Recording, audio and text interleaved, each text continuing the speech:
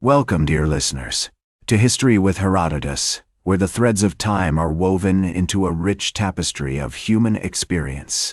Today, we embark on a fascinating journey through the ages, as we explore the storied region of Burgundy. Located in the eastern part of France, Burgundy has been a crossroads of culture, commerce, and conquest for millennia. As we delve into the history of this enchanting land, let us begin at the beginning, with the earliest whispers of its emergence. In the misty dawn of European history, around 600 BCE, the Celts first set foot in the region that would become Burgundy. These skilled ironworkers and traders established a series of settlements along the banks of the Saône River, which flows gently through the heart of the region like a lifeblood.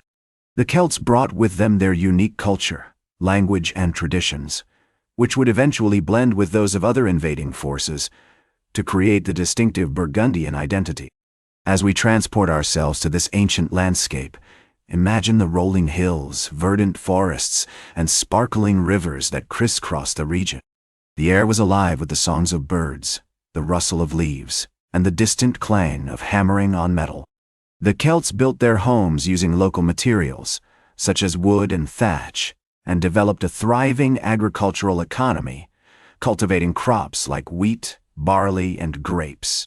Their settlements were often situated near strategic trade routes, facilitating the exchange of goods with neighboring tribes. One of the most significant Celtic tribes in the region was the Aedui, who played a crucial role in shaping Burgundy's early history. The Aedui were known for their skilled horsemanship and their impressive fortified settlements, such as Bibracte, which would later become an important center of trade and commerce. As we explore this period, it becomes clear that the Aedui were not isolated from other European tribes. They maintained extensive trade networks with neighboring regions, including the Mediterranean. The Romans, under the leadership of Julius Caesar, began their conquest of Gaul, including Burgundy, in 58 BCE. This marked a significant turning point in the region's history as Roman governance, architecture, and culture were introduced to the native Celtic population. The Romans established a network of roads, including the famous Via Agrippa, which connected Burgundy to other parts of the empire. They also built public buildings, such as temples, theaters, and markets, which reflected their own distinct architectural style.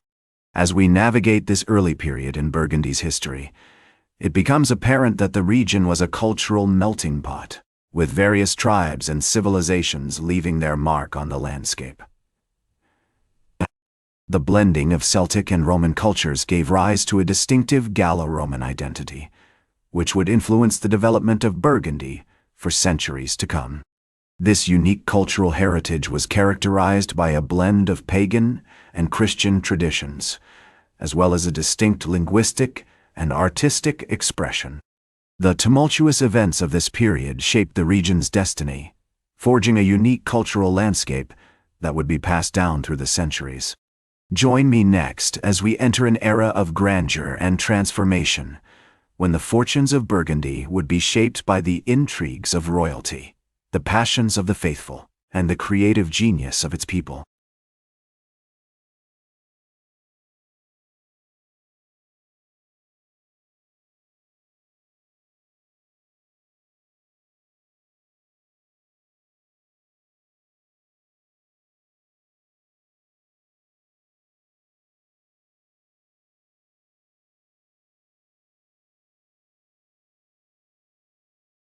Welcome back to History with Herodotus, where we continue our enchanting journey through the ages, exploring the storied region of Burgundy. This period, which spans from the 10th to the 15th century, is often regarded as the Golden Age of Burgundy. During this time, the region experienced a remarkable resurgence in trade, culture, and politics, earning it the nickname the Land of Plenty. At the heart of this transformation was the Duchy of Burgundy, which emerged as a major power in Western Europe. Under the wise and ambitious leadership of dukes such as Philip II and John the Fearless, Burgundy expanded its territories through strategic alliances and military conquests. The duchy's capital, Dijon, became a hub of artistic and cultural innovation, attracting scholars, artists, and musicians from across the continent.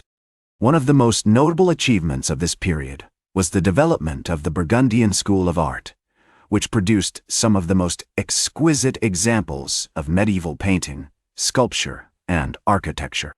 The works of artists such as Jan van Eyck and Rogier van der Weyden, who were both associated with the court of Philip the Good, are still revered today for their breathtaking beauty and attention to detail.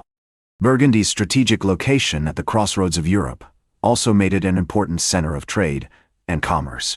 The region's merchants and artisans played a significant role in the development of the wool and textile industries, which helped to establish Burgundy as one of the wealthiest regions in Europe. The famous Burgundian fairs, which took place in cities such as Champagne and Troyes, drew merchants from all over the continent, exchanging goods such as spices, silks, and precious metals.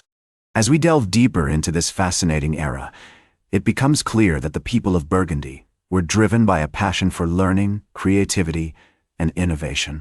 The University of Dijon, founded in 1422, became a beacon of intellectual inquiry, attracting scholars from all over Europe to study law, medicine, and the arts. The words of Philip the Good, who once said, "I would rather be a poor king of Burgundy than a rich king of France," reflect the pride and ambition that characterized this period in Burgundy's history.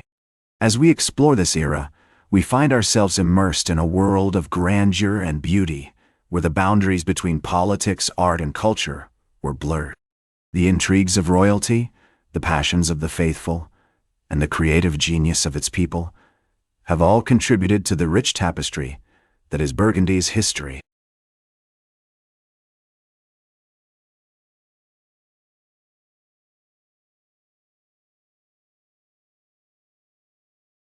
Welcome back to History with Herodotus, where we conclude our enchanting journey through the ages, exploring the storied region of Burgundy. The 15th to 18th centuries were marked by a series of events that would gradually erode Burgundy's independence and prosperity. The death of Charles the Bold in 1477, followed by the division of his territories between his daughter Mary and her husband Maximilian I, Holy Roman Emperor, marked the beginning of the end of Burgundian dominance. The region was eventually absorbed into the Habsburg Empire, with the Spanish Netherlands and the Austrian Netherlands emerging as two distinct entities. The Dutch Revolt of 1568-1648 further fragmented the region, leading to the establishment of the Dutch Republic and the Southern Netherlands, which would later become modern-day Belgium. Despite this decline, Burgundy's cultural heritage continued to thrive. The region remained a center of artistic innovation, with artists such as Peter Paul Rubens and Anthony van Dyck contributing to the development of the Baroque style. The University of Dijon, founded in 1422, continued to attract scholars from all over Europe, and the city remained a hub of intellectual inquiry. However, the region's economy suffered significantly during this period. The decline of the wool and textile industries, combined with the devastating effects of the 30 Years' War, led to widespread poverty and famine. The population of Burgundy was also severely impacted by the Black Death, which ravaged Europe in the 14th century. As we reflect on the legacy of Burgundy, it becomes clear that the region's unique cultural heritage has endured despite the challenges and transformations it faced.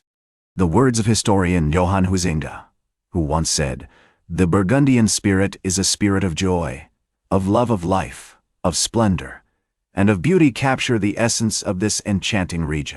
Today, Burgundy remains a beloved destination for those who appreciate fine wine, exquisite cuisine, and breathtaking architecture. The region's rich history, from the Roman era to the present day, is a testament to the resilience and creativity of its people. As we conclude our journey through the ages, we are reminded that the story of Burgundy is one of grandeur and beauty, of passion and creativity, and of the enduring power of human ingenuity. In the words of Philip the Good, Burgundy will always be Burgundy, no matter what the fate of its rulers may be. As we bid farewell to this enchanting region, we are left with a profound appreciation for the lasting legacy of Burgundy, a land that has captivated the hearts and imaginations of people for centuries. Join me next time on History with Herodotus, as we embark on a new journey through the ages, exploring the fascinating stories and characters that have shaped our world. That's all for today's History with Herodotus. Remember to like, share, and subscribe. And until next time, remember that to understand the present, we must first understand the past.